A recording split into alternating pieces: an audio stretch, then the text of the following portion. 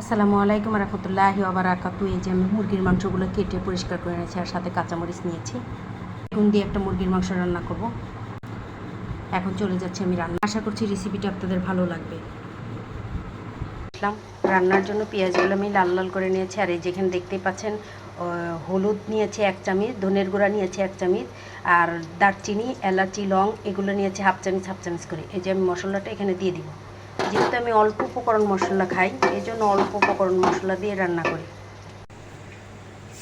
এই যে আমি এখন মশলাটা খুবই ভালো করে একটু কষাবো। দেখতেই পাচ্ছেন এই যে এখানে 1 চামচ রসুন, 1 চামচ আদা বাটা আর 1 চামচ এই লবণ এই যে আমি অ্যাড করে দিলাম।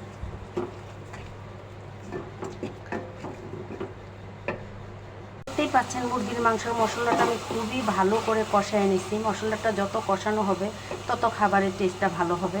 আমি লাল মরিচ খাই না, কাঁচামরিচ দিয়েছি। এই যে আমার মশলাটা খুব ভালো করে আমি ভাজা ভাজা করে নিয়েছি। এখন আমি মাংসগুলো এখানে অ্যাড করব।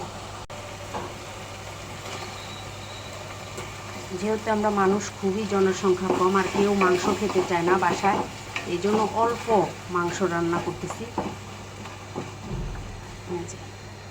মাংসটা আমি খুব ভালো করে কষাবো।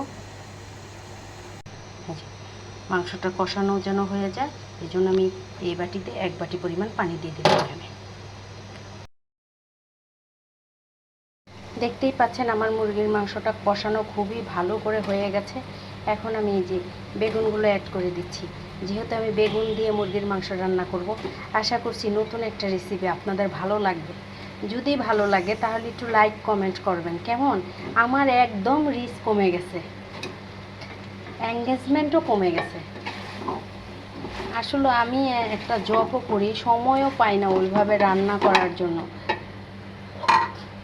দেখতেই পাচ্ছেন আমার বেগুন। আর এই যে আমি এই বাটি দিয়ে 1 বাটি পরিমাণ পানি দিয়ে দিচ্ছি। যেহেতু বেগুন অল্প পানিতে সিদ্ধ হয়ে যায়, সেই জন্য খুবই অল্প পরিমাণ পানি দিব।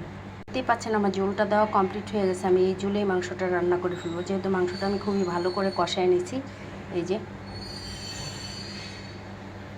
এখন আমি ঢাকনা দিয়ে একটু ঢেকে দিব।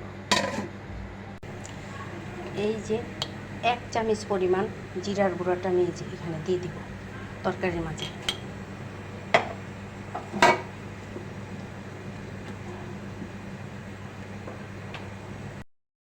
দেখতেই পাচ্ছেন আমার মুরগির মাংসটা রান্নাটা কমপ্লিট হয়ে গেছে। বেগুন দিয়ে মুরগির মাংস রান্না করছি আপনাদের সাথে এই যে পরিবেশন করে আমি আপনাদের দেখাচ্ছি।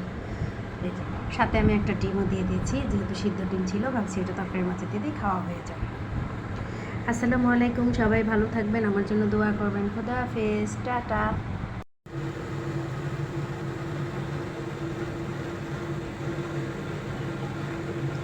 এই যে আমার বেগুন দিয়ে মুরগির মাংসটা রান্না কমপ্লিট হয়ে গেছে। দেখতেই পাচ্ছেন, আপনাদের সাথে আমি পরিবেশন করি।